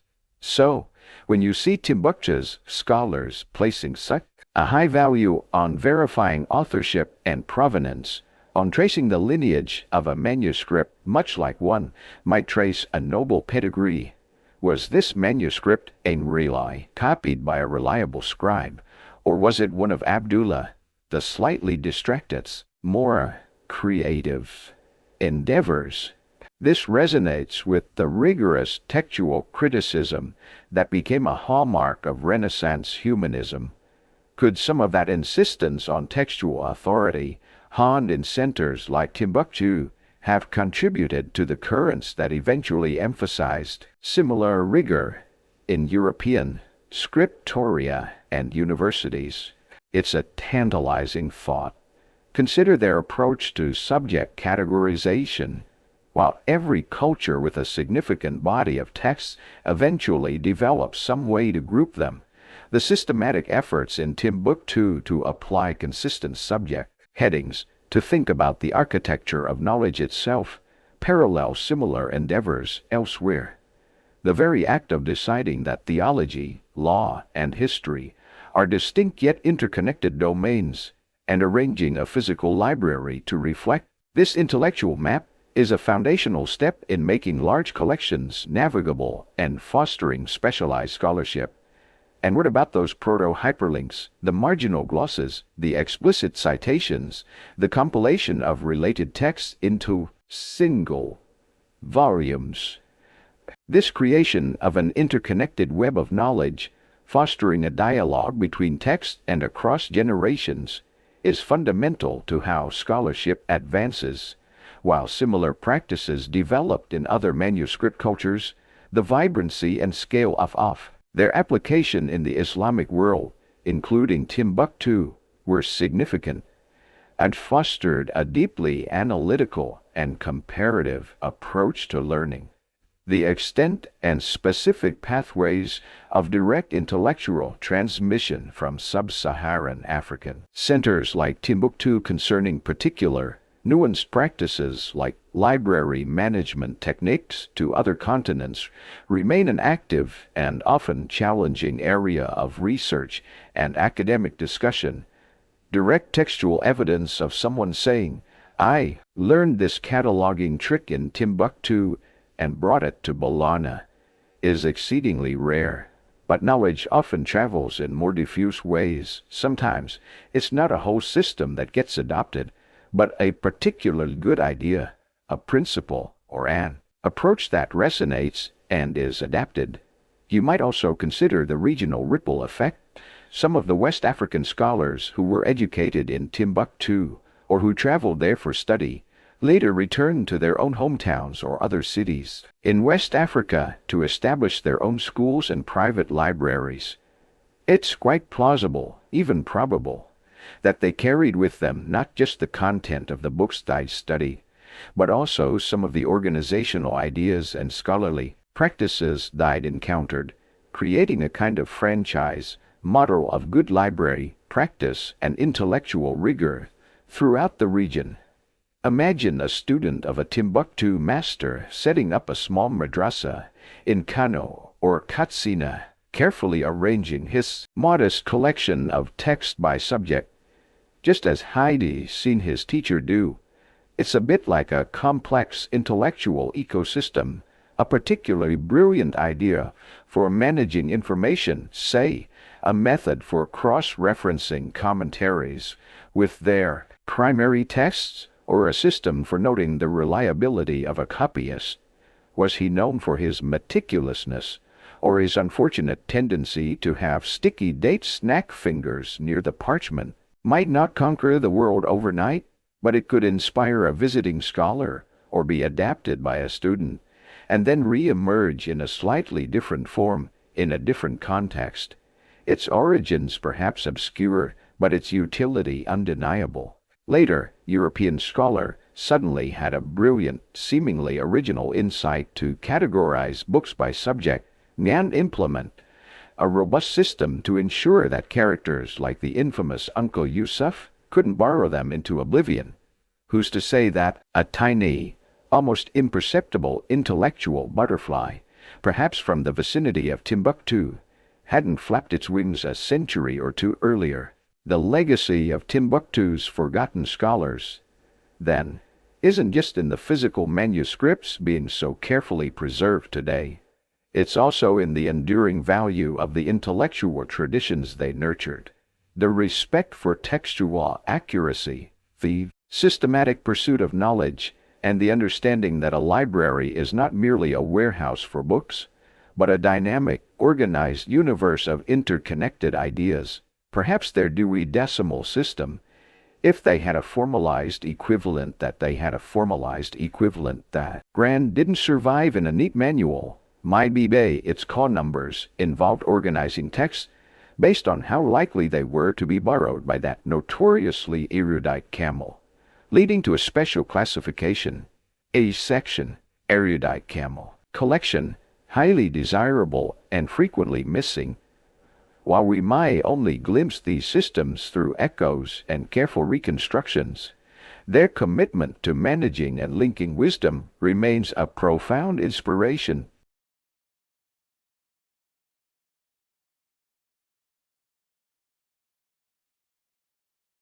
And so, as the imagined sun begins to dip below the horizon of your mind's eye, casting long, soft shadows across the earthen structures of Timbuktu, you find yourself reflecting on the entirety of this remarkable journey, from that first daunting trek across the seemingly endless Sahara, fueled by whispers of a legendary city of gold and learning, to your arrival in its bustling marketplace, and then deeper still into the serene courtyards and manuscript-laden rooms of the Sankor Quarter. You've glimpsed an intellectual world of astonishing depth and ingenuity.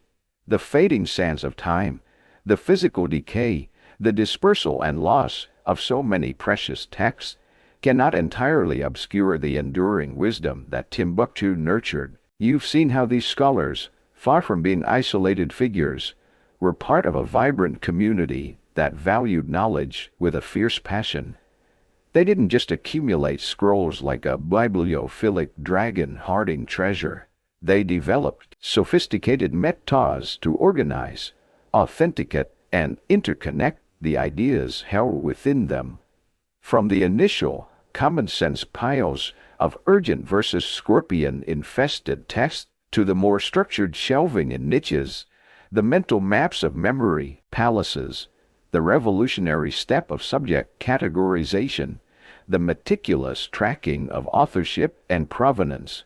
Was it a reliable scribe or our friend Abdullah, the slightly distracted? And those clever proto-hyperlinks connecting disparate works into a cohesive web of knowledge? These were all testament to a profound intellectual vitality. The legacy of these achievements, though sometimes obscured by those fading sands and thiefy whispers of lost systems, is multifaceted. It lives on, first and foremost, in the hundreds of thousands of manuscripts that survive, tangible links to this vibrant past.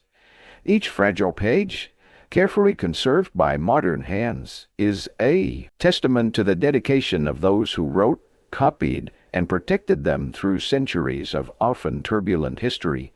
These texts, covering everything from theology and law to mathematics, medicine, and poetry, are increasingly recognized not just as Malian or African heritage, but as a crucial component of global human intellectual achievement.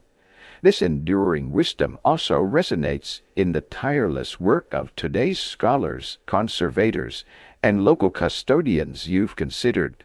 They are the direct inheritors of that ancient stewardship, piecing together the intellectual puzzle, battling the climate, and sometimes even risking their lives to protect this heritage.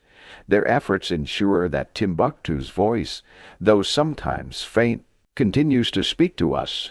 Moreover, Timbuktu itself, despite the challenges it has faced, remains a potent symbol. It's an irrefutable answer to any outdated notion that profound learning and literary culture flourished only in certain pre-approved parts of the world. It stands as a beacon of African intellectual history, inspiring pride and a deeper understanding of the continent's rich contributions to global knowledge. The precise long-term impact of Timbuktu's scholarship on global intellectual history, particularly beyond its significant regional influence, continues to be a subject of ongoing research and vigorous re-evaluation.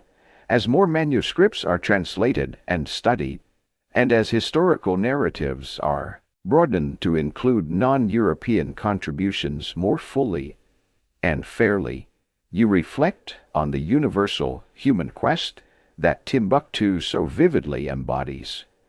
The drive to understand the world, to record that understanding, and to organize it in a way that makes it accessible and enduring.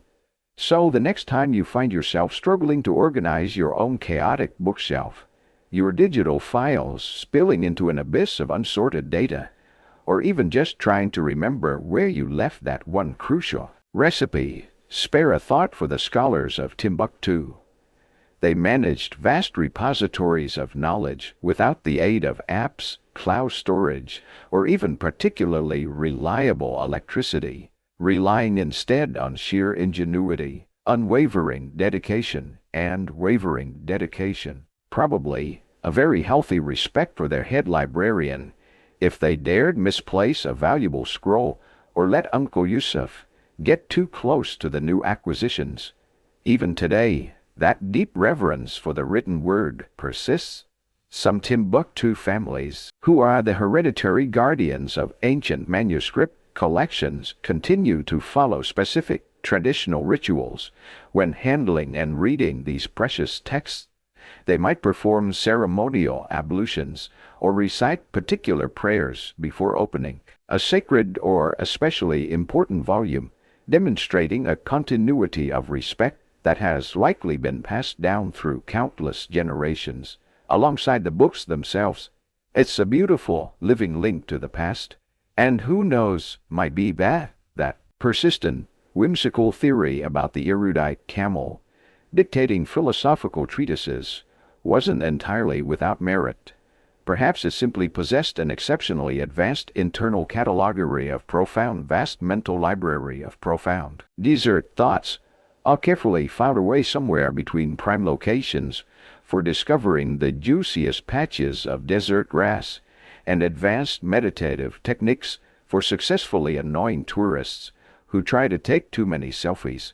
Of Timbuktu, after all, is about finding wisdom in unexpected places and through unexpected means. Ultimately, the story of Timbuktu's forgotten scholars and their surprisingly advanced library systems teaches us that great ideas, sophisticated organizational principles, and a profound love of learning can blossom anywhere, even in a city carved out of the edge of a formidable desert, a place where one of the biggest daily challenges might well have been keeping the relentless sand out of your inkwell, or, for that matter, out of Uncle Yusuf's perpetually borrowed and ever-expanding book collection, which by now, in the annals of legend, has probably achieved its own distinct geological strata, complete with fossilized sticky date snack fingerprints. The wisdom endures, a quiet testament to the luminous power of the human mind. The desert air grows cooler now, the stars beginning to prick the deep velvet sky, much like they did centuries ago when scholars in Timbuktu might have paused in their studies, looking up from their precious manuscript to contemplate the same eternal constellations. Your journey through their world of knowledge, of meticulous organization, and profound intellectual pursuit is drawing to a peaceful close. The vibrant hum of the city, the rustle of parchment, the quiet intensity of debate, all these sounds begin to soften, to recede into a gentle, comforting stillness. The challenges these scholars faced were immense. Vastness of the desert, the fragility of their materials, the shifting tides of history, yet their dedication to learning, to preserving and connecting ideas, created a beacon that, even when its light seemed to dim, never truly went out. The systems they developed, born of necessity and ingenuity, allowed a remarkable flourishing of thought, a testament to the human spirit's unquenchable thirst for understanding and its innate desire to bring order to the universe of ideas. As you settle deeper into your own quiet space, let the resourcefulness and resilience of these Timbuktu scholars be a soothing thought.